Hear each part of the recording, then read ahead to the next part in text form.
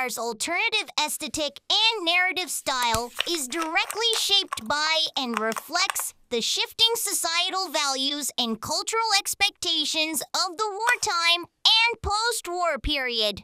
It emerged as a new style and genre that worked in opposition to the optimism of classical Hollywood films.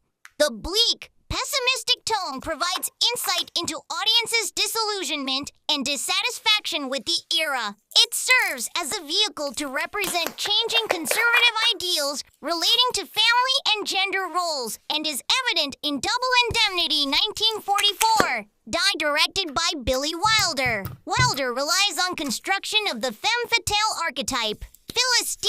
She challenges dominant feminine representations and stereotypes. Her intro uses complex mise-en-scene to provide insight into women's desires for independence and equality. Noir cinema emerged as an alternative for evolving audiences who demanded innovation and representation of unspoken desires, formed by the social and cultural context of the 1940s.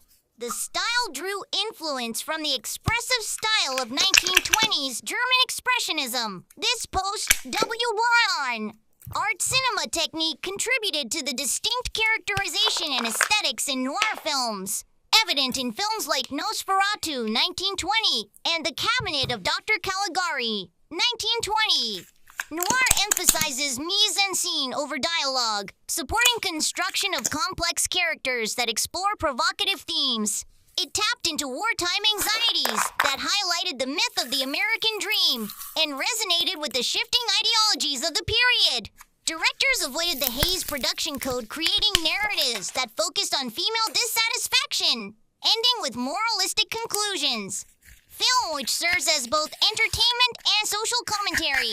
The myth of the American dream and the representation of marriage as the source of fulfillment is critiqued through noir's complex representation of family. The depiction of Dietrich's home uses complex mise-en-scene to challenge the idealized domesticity seen in classical Hollywood film. Pole framing and selective cinematography draws attention to the cluttered interior. Oppressive chiaroscuro lighting and cage-like shadows from Venetian blinds in the family room create a claustrophobic atmosphere, visually reinforcing Phyllis's entrapment in a loveless marriage. Dialogue emphasizes Phyllis's feelings of dissatisfaction.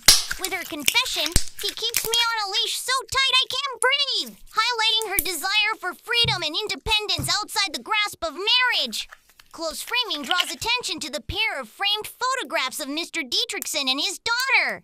Phyllis's portrait noticeably absent, revealing her disconnect from the family unit. The camera cuts to a fishbowl, the object emphasized by shards of light cast on the glass. The goldfish bowl can be seen as a metaphor for living the same mundane existence day after day, another symbol of her entrapment in both life and marriage. Through this character and her portrayal, Dye uses film noir's aesthetic and narrative style to critique the restrictive gender norms of its time. In post-war context, women were forced back into their domestic roles after briefly maintaining a newfound sense of freedom in the workplace, resulting into increasing dissatisfaction. Femme fatale is formed by these experiences. The representation on screen challenges the conservative gender ideologies of the period. The femme fatale of Double Indemnity, Phyllis D, is introduced as a vital character who reflects women's aspirations to be seen as more than just domesticated objects of desire. Her intro commences through Walter Neff's paw framing and male gaze. Neff enters the Dietrichson home and is instantly captivated with Phyllis, her body framed provocatively in a bath towel from a low-angled perspective. This is paired with Neff's voice-over narration, reflecting his lustful desire and fascination with her.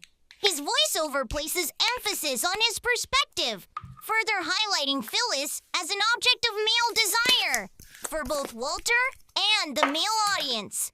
Her peroxide blonde hair and flashing jewelry contribute to her alluring and sexual presence, confronting the constraints of domesticity and marriage women experienced.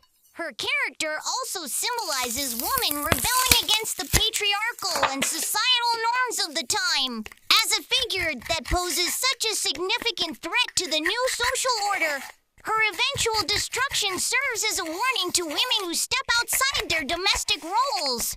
Despite this, Phyllis has become an icon of feminine resistance, reflecting a small but growing minority of women questioning conservative ideals during the period.